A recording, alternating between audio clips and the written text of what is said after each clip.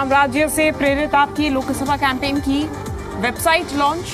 आतिशी बोली, वादों को पूरा करने में लगे हैं केजरीवाल। आम आदमी पार्टी ने जारी की गुजरात स्टार प्रचारकों की लिस्ट। मुख्यमंत्री अरविंद केजरीवाल का नाम सबसे पहले। स्टार प्रचारकों में सुनीता केजरीवाल, भगवंत मान का नाम भी शामिल। मनीष सिसोदिया, सत्येंद्र जैन को भी बनाया स्टार प्रचारक। गाजियाबाद में राहुल गांधी और अखिलेश यादव ने की प्रेस कॉन्फ्रेंस।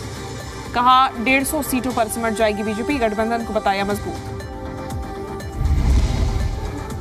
राहुल गांधी ने पीएम मोदी पर बोला हमला। कहा यह चुनाव संविधान लोकतंत्र बचाने की लड़ाई। बेरोजगारी और महंगाई को लेकर सरकार को घेरा।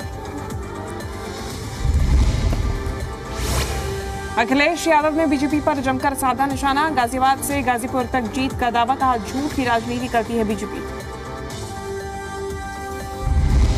उपराज्यपाल वीके सक्सेना ने सीएम केजरीवाल के नाम लिखा खुला पत्र। कहा पानी की लड़ाई में महिला की मौत दुर्भाग्यपूर्ण। मंत्री आतिशी ने अपनी सरकार की अक्षमता को स्वीकार किया। बोले जल संकट को लेकर ऐसी घटनाएं पहले भी होती रही हैं। मंत्री आतिशी ने एलजी के आरोपों पर किया पलटवार। कहा दिल्ली जल बोर्ड का काम रोकने के लिए उपराज्यपाल हैं जिम्मेदार। काम रोकने वाले अफसरों को बढ़ावा देने का आरोप। बोली बार बार बोलने पर भी अफसरों पर नहीं लिया गया कोई एक्शन।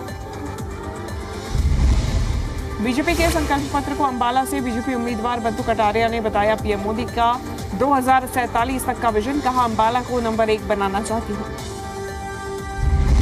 अंबाला कैंट में अनिल विज ने बीजेपी उम्मीदवार बंधु कटारिया के समर्थन में किया प्रचार। विजय संकल्प यात्रा करके मांगे वोट।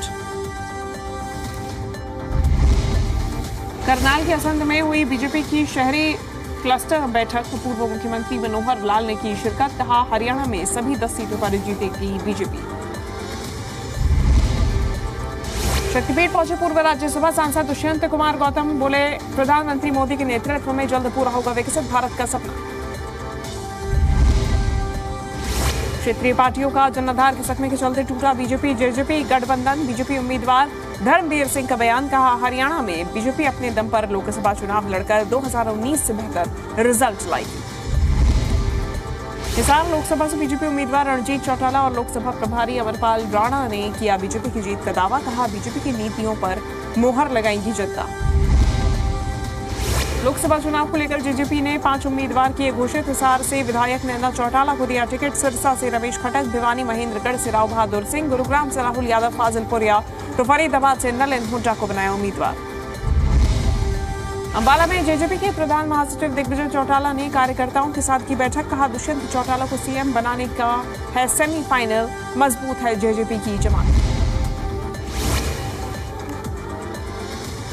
बीजेपी उम्मीदवार हेमा मालिनी पर विवादित टिप्पणी करने का मामला। चुनाव आयोग की कांग्रेस महासचिव रणदीप सुरजेवाला पर कार्रवाई। सुरजेवाला के प्रचार करने पर 48 घंटे का लगाया प्रतिबंध। हरियाणा कांग्रेस की लिस्ट आने से पहले चौधरी वीरेंद्र सिंह का बड़ा बयान। कहा हिसार से बृजेंद्र सिंह होंगे कांग्रेस के उम्मीदवार। बोले मैं नहीं लड़ूंगा लोकसभा चुनाव। बीजेपी बताए कौन से काम किए, किस आधार पर मांग रहे वोट। कैथल पहुंचे आम आदमी पार्टी के राज्यसभा सांसद संदीप पाठक का बीजेपी से सवाल। पश्चिम बंगाल के उत्तर दिनाजपुर में पीएम मोदी ने भरी हुंकार। रायगंज में किया रोड शो, लोगों ने किया स्वागत। बंगाल में पीएम मोदी ने दोहराया अब की बार 400 पार का नारा। टीएमसी पर साधा निशाना। कहा टीएमसी ने शोभा यात्रा रोकने की कोशिश की। बीजेपी पर ममता बनर्जी का पलटवार। कहा बीजेपी बंगाल में नहीं आएगी, बीजेपी आई तो धर्म का नहीं रहेगा अस्तित्व। बिहार के पूर्णिया में पीएम मोदी का पाकिस्तान पर बड़ा हमला। बोले पहले भारत को आंख दिखाने वाला देश अब कटोरा लेकर घूम रहा। पूर्णिया से पीएम मोदी ने आरजेडी पर साधा निशाना। कहा आरजेडी ने बिहार को जंगल राज दिया। पीएम मोदी ने जंगल राज वाले बयान पर तेजस्वी यादव का पलटवार। बोले बीते 10 साल में पीएम ने देश को सिर्फ महंगाई और बेरोजगारी दी। संविधान को लेकर आरजेडी नेता तेजस्वी यादव का बीजेपी पर हमला। बोले बीजेपी खुलेआम कर रही संविधान खत्म करने की बात। चुनाव प्रचार में जुटी बीजेपी के दिग्गज। कोट द्वार में अमित शाह ने की रैली।